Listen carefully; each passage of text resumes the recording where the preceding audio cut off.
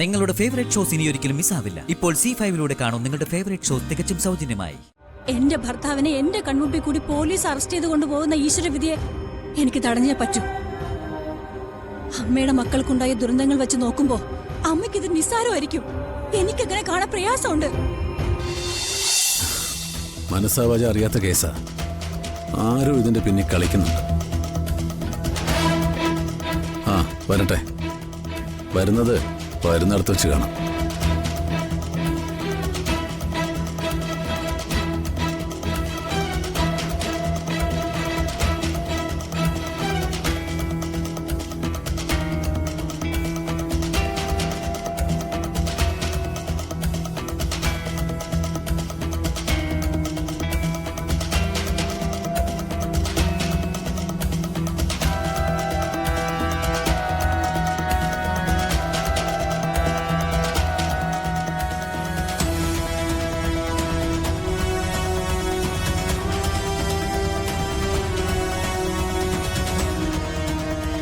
ഞാൻ സാറിനെ കാണണമെന്ന് പറഞ്ഞത് കുറച്ച് കാര്യങ്ങൾ പറയാനാ. പിന്നെ ഇന്ദ്രജയ്ക്ക് അതങ്ങ് പറഞ്ഞൂടെ? പറയാം. അത് പക്ഷേ എങ്ങനെ തുടങ്ങണമെന്നാണ് അറിയാത്തത്. ചുരുക്കി പറഞ്ഞ എനിക്ക് ചില കാര്യങ്ങളിൽ സാറിന്റെ സഹായം വേണം.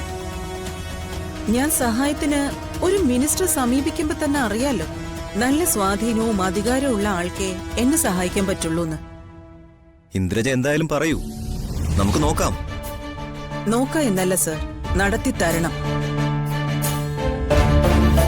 ഞാൻ കാര്യം എന്താണെന്ന് പറഞ്ഞു കഴിഞ്ഞാൽ പിന്നെ പറ്റില്ലെന്ന് പറയരുത്. അല്ലെങ്കിൽ പിന്നെ ഞാൻ പറയാതിരിക്കാം. ഒരു മിനിസ്റ്റർ എന്ന എന്റെ നിലയും വിലയും സ്വാധീനവും ഉപയോഗിച്ച് എന്നെ കൊണ്ട് ചെയ്യാൻ പറ്റുന്ന ഏത് കാര്യമായിരുന്നാലും ഞാനത് ചെയ്തു തരും. എന്താ പോരെ? മതി, അത്രയും കേട്ടാ മതി. അപ്പോ ഞാൻ കാര്യത്തിലേക്ക് വരാം.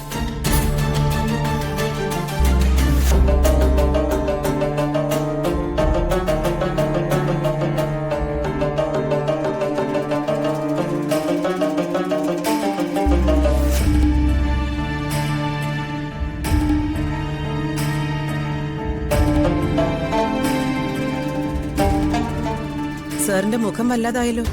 എന്താ, നടക്കില്ലേ? ഇന്ദ്രജ, മറ്റൊന്നും കരുതരുത്. എനിക്കിപ്പോ ഇതിന് സാധിക്കുമെന്ന് തോന്നുന്നില്ല.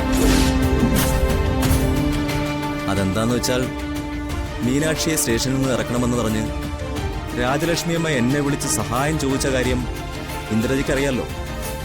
അത് ഞാൻ ചെയ്തു കൊടുക്കാത്തതുകൊണ്ട് ഞാനിപ്പോ എന്തു പറഞ്ഞാലും രാജലക്ഷ്മിയമ്മ കേൾക്കുമെന്ന് എനിക്ക് തോന്നുന്നില്ല. അവർക്ക് നല്ല ദേഷ്യവും കാണും. നിങ്ങൾ രാഷ്ട്രീയക്കാർ ഇതൊക്കെ മനസ്സിൽ വെച്ച് നടക്കുന്നവരാണോ? എപ്പോ എവിടെ ഒട്ടണമെന്നും ആരെ കുതികാൽ വെട്ടണമെന്നും വ്യക്തമായി അറിയുകയും ചിരിച്ചുകൊണ്ട് ചതിക്കാനും ചതിച്ചുകൊണ്ട് സ്നേഹിക്കാനും നിങ്ങളെ രാഷ്ട്രീയക്കാർക്ക് നല്ലപോലെ അറിയാലോ. അത്രയും അനുഭവമുള്ള സാറാണോ രാജലക്ഷ്മിയുടെ ചെറിയൊരു നീരസം മുഖവിലക്കെടുത്ത് പിണങ്ങിയിരിക്കുന്നത്? ഇന്ദ്രജ പറയുന്നതൊക്കെ ശരി തന്നെയാണ്. കണ്ണും പൂട്ടി എന്ത് കളിയും ഞാൻ രാഷ്ട്രീയത്തിൽ കളിക്കും. അതുപോലെ അല്ലല്ലോ ഇത്. ഇത് ഞാനെന്ന വ്യക്തിയുടെ താല്പര്യമല്ലേ. എന്തായാലും ഞാനൊന്ന് ആലോചിക്കട്ടെ. ഞാൻ പറഞ്ഞ കാര്യത്തിന് അധിക ദിവസം വെയിറ്റ് ചെയ്യാൻ പറ്റില്ല. സാർ ഇപ്പൊ ഒന്ന് ആലോചിക്ക്, എന്നിട്ട് എനിക്കൊരു ഉത്തരം തരും.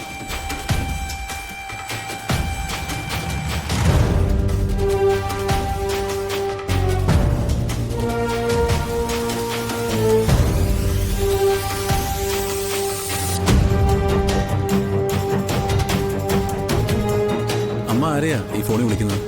ഇട്ടിമണി, നല്ലൊരു വക്കീലുണ്ടെങ്കിൽ നമുക്ക് ഈ കേസിൽ നിന്ന് ഊരി പോരാമല്ലോ. ഇത് മനഃപൂർവ്വം എന്റെ ജഗദീഷ് ചേട്ടനെ കൊടുക്കാൻ കെണിവെച്ചതാ. അല്ലെങ്കിൽ ഈ ലോറിക്കകത്ത് ആരെന്ത് കുടിക്കുന്നു പറഞ്ഞാലും എനിക്കൊന്നുമില്ല.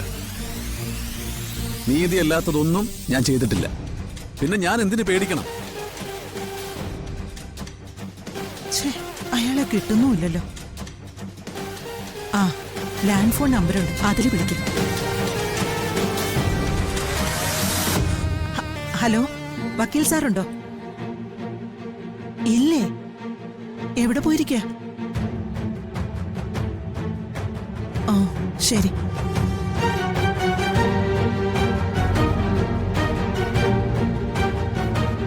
അങ്ങേര് സ്ഥലത്തില്ല, ന്യൂസിലാൻഡിലാണത്രേ.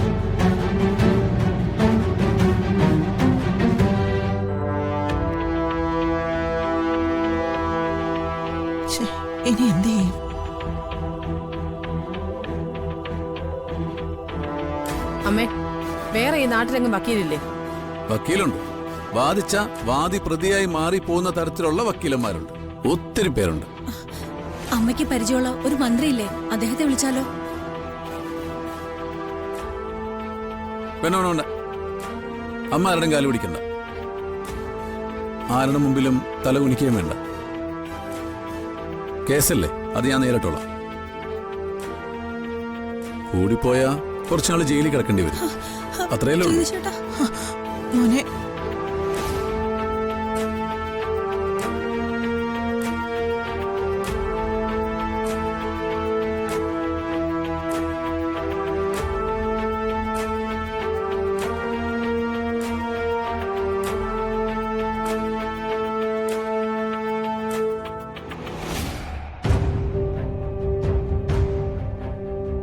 അമ്മേ,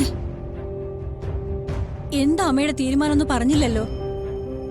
ജഗദീഷ് ഏട്ടൻ ഇതൊന്നും സാരമില്ലെന്ന് പറഞ്ഞ് എല്ലാം നിസാരായിട്ട് കാണുക.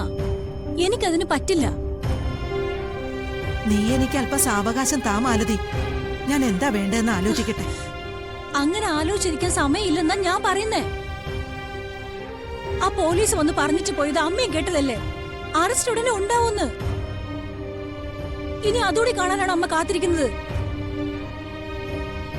കൺമുമ്പിൽ ഇത്രയും ദുരന്തങ്ങൾ ഉണ്ടായിരുന്നു പോരെ അമ്മേ? ഇതൊന്നും നമ്മളായിട്ടുണ്ടാക്കിയതല്ലല്ലോ. ഈശ്വര തീരുമാനത്തെ നമുക്കാർക്കും തടയാൻ പറ്റില്ല. പറ്റണം. എന്റെ ഭർത്താവിനെ എന്റെ കൺമുമ്പിൽ കൂടി പോലീസ് അറസ്റ്റ് ചെയ്ത് കൊണ്ടുപോകുന്ന ഈശ്വരവിധിയെ എനിക്ക് തടഞ്ഞേ പറ്റൂ. അമ്മയുടെ മക്കൾക്കുണ്ടായ ദുരന്തങ്ങൾ വെച്ച് നോക്കുമ്പോ അമ്മയ്ക്കിത് നിസ്സാരമായിരിക്കും. എനിക്കങ്ങനെ കാണാൻ പ്രയാസമുണ്ട്.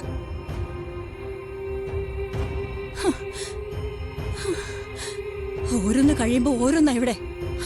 അത് എന്റെ കുടുംബത്തിലെ ഓരോ രീതിയിലും ബാധിക്കരുതെന്ന് കരുതിയിട്ടാ ഇഷ്ടമല്ലാതെ ഇരുന്നിട്ടും ഞാൻ എന്റെ മക്കളെ ബോർഡിങ്ങിൽ കൊണ്ട് നിർത്തിയിരിക്കുന്നത്. എന്നിട്ട് ഒരു സമാധാനം ഇല്ലെന്ന് വെച്ചാ ബാക്കിയുള്ളവർക്കൊന്നും നഷ്ടപ്പെടാനില്ല. പോകുന്നത് എനിക്കും എന്റെ മക്കൾക്കുവാ. നമുക്ക് വേണ്ടത് ചെയ്യാന്ന് പറഞ്ഞല്ലോ മാലതി. നീ അതിനിങ്ങനെ കാട് കയറി എഴുതാപ്പുറം വായിക്കുന്ന എന്തിനാ? അവൻ എന്റെ മോനല്ലേ. അവനൊരു ആപത്ത് വരുന്നത് എനിക്ക് നോക്കി നിൽക്കാൻ പറ്റുമോ? എനിക്കെന്നല്ല, ഏതൊരു അമ്മയ്ക്കും കഴിയില്ലത്. ആ എട്ടിമാണിയെ കിട്ടിയിരുന്നെങ്കിൽ ആ വഴിക്ക് ശരിയാക്കായിരുന്നു. ഇതിപ്പോ അയാള് സ്ഥലത്തില്ല. മറ്റെന്തെങ്കിലും വഴി കാണാൻ നമുക്ക്. നീ ഒന്ന് സമാധാനപ്പെട്. ഞാനിപ്പോ സമാധാനപ്പെട്ടിരുന്നാലേ സാവിത്രിയേച്ചിക്ക് നന്ദിനടുത്തേക്ക് ഉണ്ടായ അവസ്ഥയ്ക്ക് എനിക്ക് നാളെ ഉണ്ടായെന്ന് വരും. ഡൗൺലോഡ് ചെയ്യൂ C5 ആപ്പ്. കാണൂ എല്ലാ എപ്പിസോഡുകളും സൗജന്യമായി.